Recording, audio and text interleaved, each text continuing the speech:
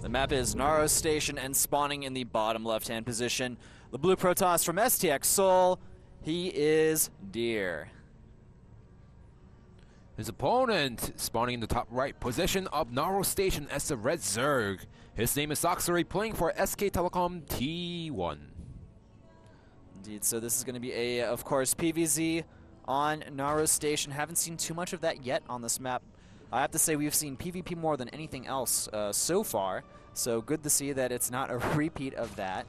And you know, in this matchup currently, Stargate openers are pretty much the standard. If not, the Robo is pretty much your only alternative tech path.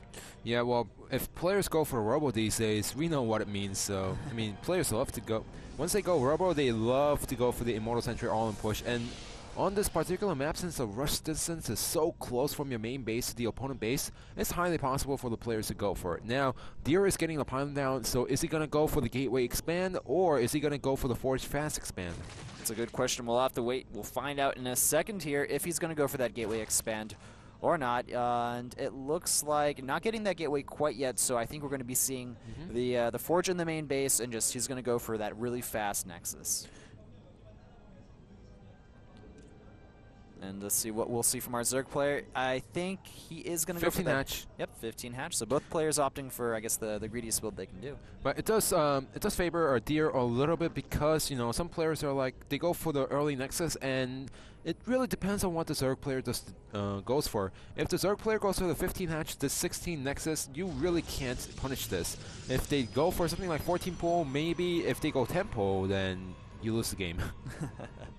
Yeah, just there are a few build order losses. Of course, they are very risky all-in builds that pretty much don't work against anything else. Oh, yeah. Now, it looks like Deer is going to go ahead and scout now after returning the minerals to his main Nexus. They're actually going to wait a little bit longer. There we go. Now he's going to move out across the map, sees the Overlord, and he's just going to scurry over to that Zerg's base. He needs a pylon for the cannons. Of course, the Forge already almost done there. Spawning pool is only halfway done, so I mean, you know, Protoss player, he's got time, man. He can put down that cannon whenever he wants. Oh, it just worked out perfectly because his opponent went for the 15 hatch.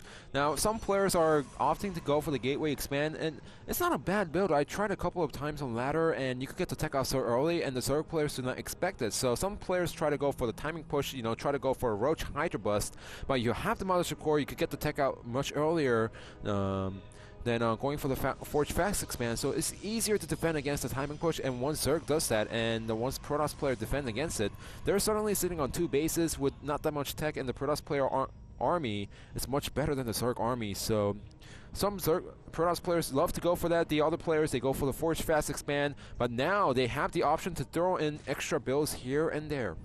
That's exactly. So we do have a third hatchery on the way for our Zerg player. He's deciding to play very economic here, but in an interesting position, if you noticed here.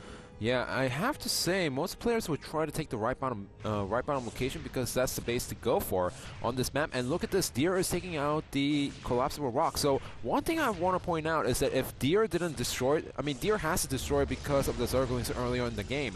But once he gets a sizable army out and destroys this rock later in the game, and once he decides to push out in the top location, if he actually tries to go for it, if his opponent Sacsri's units are not in the position, then he could actually take down the rock and take out the base without any reinforcements getting to the third base. So this is a risky move by Sacsri, but if it does pay off, then it's not a bad location to expand either. Exactly. Another thing to point out, the creep spread between the bases, very easy to connect the bases together. So that could be one of the big reasonings behind that Stargate tech on the way for our player Deer.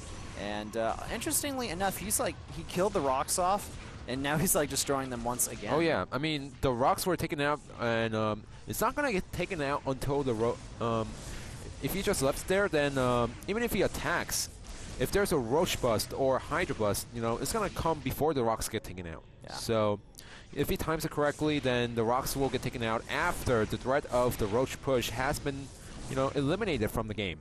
Yeah, it looks like Deer even pretty much walling off that other entrance there. Very hard to get through. Interestingly enough, a Void Ray first coming out from Deer. So it looks like he either wants to get aggressive very fast here, maybe could even want to take a third base, fast third. faster into stacking up a lot of air units because this is a small map and we do have some dead airspace in the middle of the map.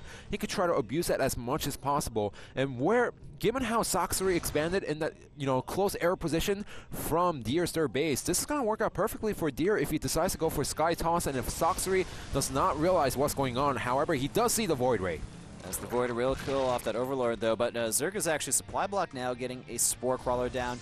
There is the fast third Nexus, another Void Ray on the race, so I am feeling like we could see some Sky Toss here, which would be really cool on this map. Also, just looking at the expansions, it looks like it's so easy to wall off on these expansions here. It's easy to wall off, but you also have to watch out because there's a destructible rock behind the third that not that many players know about. There is a rock, so if you take those down, then the third base is pretty much open to anything. It's basically an open season on the third Nexus right there. And we do have the Fleet Beacon by Deer. Very interesting. Second Stargate? Oh, yes, there we go. Maybe he's going to get Fast Tempest, abuse the fact that the airspace between these third bases is so close. Or he go for the Fast Mothership, which would provide him for some excellent defense against anything the Zerg player could try against him. So many options from this Fleet Beacon play. Well, getting the third base over there is going to work against him. So it really depends on how Deer can survive that time where there's going to be mass roaches. There's going to be some, high number of corruptors. If he can survive through that time, then it's his game to win. But can Sacsri finish the game before Deer can get critical number of Void Rays? That will be the question indeed here. We do have the Spire about halfway done now, so I am curious to see if Sacsri is going to go into the Mutatech.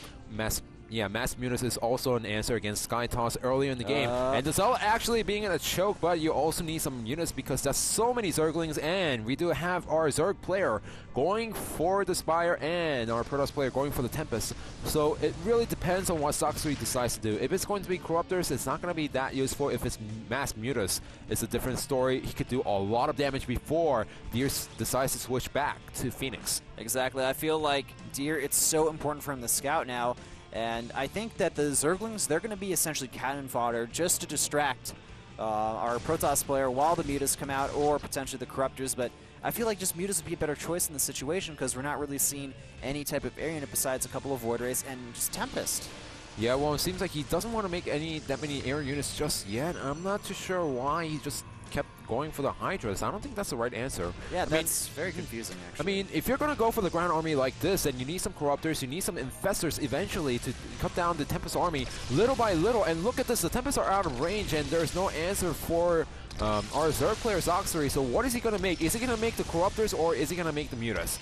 That is the real question here. 9 mutas on the way. Thank you. Seems like he wanted to wait just to see what his opponent was trying to get from the Stargaze, and I do believe this is the right answer. Even Calder said that against Mass Tempest, Mass Mutas is the answer before there's critical number of Tempest. Now we're going to have to see exactly how well Deer is at responding against the Zerg threats here. The Spore Crawlers are essentially useless against this Tempest due to the massive range from them, and just, more Tempests on the way here, continuing to build them in high numbers. And while Tempests are great, I feel like if you overmake them, you're just going to have a humongous hole in your army that can't really deal with a lot of what the Zergs are doing. And here we go. We have a big attack coming here. Lots of cannons going down. The Tempest really using that range to their fullest extent there, sniping off a lot of free units. And this map, man, I feel like it was just made for the Tempest. But now the Mutalisks, they're flying into the main base of our STX player, and he has no response for the Mutas at all. There's no Phoenix, there's only a few Stalkers, and what are they going to do against this attack? Look at this really nice multi-pronged attack. After the Mutas, he's going to try to take down the rocks and try to abuse the Zerglings and the Hydras to get inside the third base. So the rocks, they are just going to be completely destroyed here very soon. You know what, the Tempest, they may do a lot of damage in one hit, but the problem is their damage per second is actually atrocious. Yeah, DPS is really low. The only great thing about the Tempest is the range. That's the reason why players say, oh, if your opponent goes for the Blue Lord's Tempest, is great, but you don't want to mass Tempest. Exactly. Those Tempests doing a good job there now, going to scare away those Mutalisks, but I still feel like we need a little bit more anti-Muta army from our Protoss player. And look at that, we have the crystal upgrade for the Phoenix being researched +2 on the way as well. So he's going to eventually be able to deal with these Mutas. But the problem is Sacsri is taking over the entire map. Even if he loses a Muta here or there, he's going to have the economy to do whatever he wants. Well, like, I was talking to Caldor about this, about Hyun's game on ladder, and the problem is you have to do some crucial damage because Protoss can sit on the 3 bases, and once they massive Tempest and Void Rays, there's no answer. Exactly. So I feel like the time is ticking for Sacsri here. If he can't do any type of good economic damage, then... Well, not even economic damage. He needs to cut down the Sky Toss. That's the biggest problem because I saw the Mutas going for the probes, but he didn't try to go for the Tempest. Maybe he was too scared of it, or maybe he doesn't realize that it's really low on DPS. It doesn't deal splash damage. And here we go. All right, we have the Tempest getting a lot of free shots off here. There's not many Hydras in this army composition. They're getting lifted up now by a lot of those Phoenixes, essentially useless. The Mutas as well, they're going to be able to get kited so easily by these Phoenix here, and now it looks like our Protoss player, Trap, he's in a, Deer, he's going to be in a very excellent position against Sacsri. Yeah, he has complete air control of the map, so now Sacsri, he needs to do something with the Zerglings, but no, there's so many Zealots. Even the Nexus Cannon going now while his 5th hatchery is under fire. Nice force field there, going to prevent those Lings from doing any damage. I feel like this build has been practiced so much by Deer on this map. He must love this map by this point, man. This just screams Tempest and Sky Toss. So now he needs to start adding in Infestors. I mean, it's going to be really hard for him to win the game, but at least he has to try. Adding in the Hydras is not going to be the answer because as you look, the Phoenixes, they can lift up the Hydras really easily and cut them out. So he needs the Infestors. He needs the Fungals to slowly start eating away on the Tempest and the Void Rays. It's a really hard thing. It's easier said than done, but at least he needs to try in this situation if he wants to win the game. Indeed, the 3rd base is going to go down here, and there's absolutely nothing that our Zerg player can do about it. I really have to commend Trap as well Deer, for all of the harassment he's done throughout the game, using the Zealots, constantly poking and prodding, not letting Sacsri do the damage all on his own. But here we go, Mutas and Hydras moving in here, but they are getting chased away by the Phoenix, and they're going to get zoned out, I feel. They're actually trapped on the left side of the base, and they cannot return home. This is just not going to end well for the Zerg player. I think that the Phoenix, they're just going to lift up all of these Hydralisks right here. It doesn't even matter if a lot of them get sniped off because there's just so much air support for the Phoenixes. All of those units getting taken out. The Mutas are falling down as well. Hydralisks at the 3rd base of Deer, but that's not going to be enough. The units, so they're going to be able to warp in, and with the Tempest getting near as well, I just feel like, you know, Zerg has no response for this. Once in this stage, the Zerg doesn't have an answer, really. Because the problem with the Sky Toss is that if it gets to critical mass, it's really strong and it's really hard to win against it. Like the Protoss player has to botch an attack or clump up all of his units for the free fungal for the Zerg player for Zerg to win the game. And if the Protoss player is being really careful with his army and with the positioning, then there's no way that the Zerg player can, you know, handle this efficiently. He needs to like throw away his army a couple of times just to have a chance to win the game. And you know, even if the Sky Toss gets taken out, that's the period when the Protoss army, you know, they switch back to the ground and they can take out the Hydras, the Vipers, everything out easily. Yeah, so it looks like Deer is planning on taking a 4th base here, doing a little bit more harassment. I love the addition of charge lots. They just complement the Sky Toss army so well. Definitely. You need to throw away those minerals somewhere. So do you use that on the massive cannons or do you use that on the Zealots? As long as you don't fall too much, you know, at least you're throwing away the supply on minerals on the Zealots or cannons. That's the right response as a Protoss player who was going for the Sky Toss. Yeah, so this 3rd hatchery getting taken down almost instantly there. And now, you know, you just really abusing that dead airspace like you mentioned earlier. You know, it's proving to be, you know, such a hard thing for Sacsri to really deal with here. And like I said before, even if Protoss player is only sitting on 3 bases, if he has this amount of army, there's no way that the Zerg player can efficiently engage into this. Exactly, efficiency, the key word here. Now we have a big attack going on. Nice pulls from the Vipers. They're going to get a few free Void Rays off. This is something that Sacsri needs to do for the next 5 to 10 minutes, and hoping that his opponent transitions into mass gateway units. Another nice knife on the Void Ray. Yeah, good feedback there, though, killing off that Viper. There's going to be no more abducts for a while here, except from that one Viper. This Protoss army was whittled down a little bit, but not really too much. But now there are Queens added into this army composition, and it's going to be a little bit more sturdy than the last Hydra Muta one. Yeah, but the Tempests are 6 Tempests are still alive. Actually, 9. Yes. I actually miscounted for a second, and that's a really scary looking army, and these Hydras have no answer against Protoss air, the ground Zealots, and the Storms. Yes, exactly. The Storm is the key here now. You know, there's just so much support for the Storm. And you can also feed back those queens as well, so they actually, you know, aren't as good as you would, you know, anticipate them to be. Now is our Protoss player Deer going to move in for the kill here. He has almost maxed out army. Amazing storms going down, hitting all of that circle army. Oh my god, those storms are going to completely annihilate those Hydralisks. And, you know, there are reinforcements here, but the problem is the Tempest backup. There's still so much of them there. Another good storm going down. The Zealots are still able to help clean up here. I have to say, Sacsri has done a pretty good job at staying alive here, but all of those Hydras, man, they got to be pretty low on health at this point.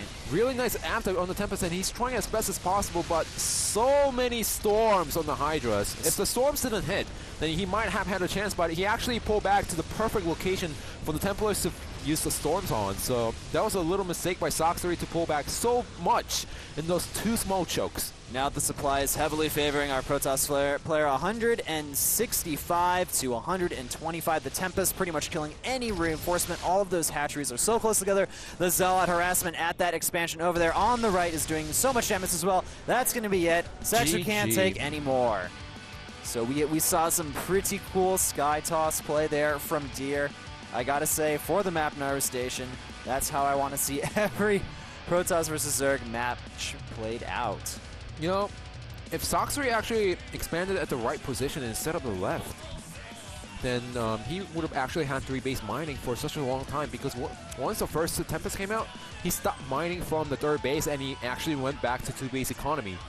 That actually hurt him a lot.